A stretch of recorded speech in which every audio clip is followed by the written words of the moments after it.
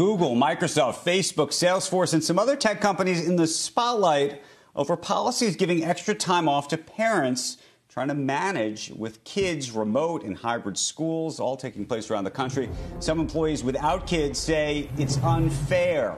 And John Fort is weighing in on this tech benefit this morning. John. Hey, well, Andrew, let me tell you, companies like Facebook and Salesforce that are giving extra time off just to parents to deal with remote learning have exactly the right idea. I mean, in many cases where schools are starting with either all remote or hybrid schedules, anything else would be totally unworkable.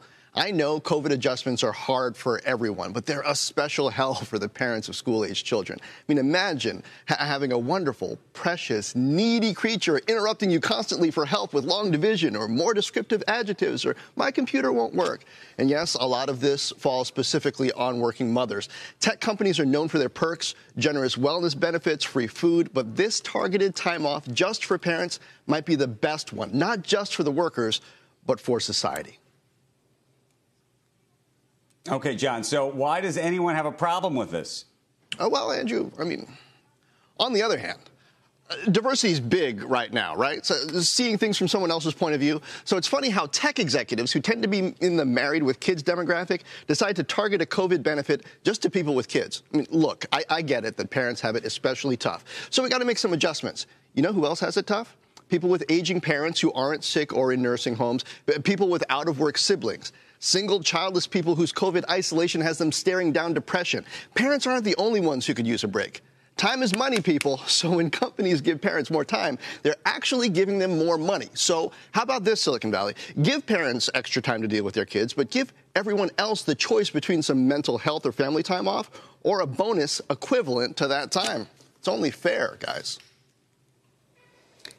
John, I'm trying to figure out which side's persuaded me. I mean, I was originally sort of offended by the idea that any, frankly, single person, you know, if single people out there started screaming about maternity leave, you know, I think there'd be, you know, people's hair would be on fire. And that, to me, in this moment, that's sort of the equivalent. At some point, something's got to give.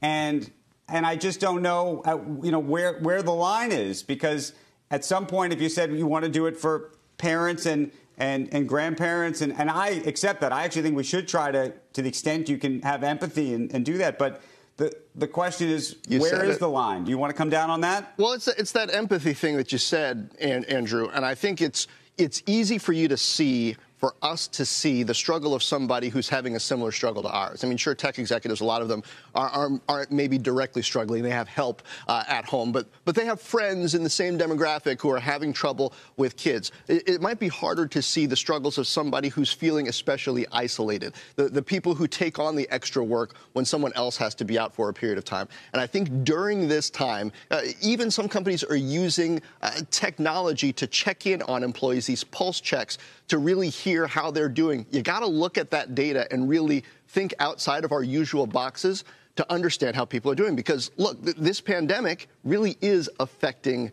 everybody.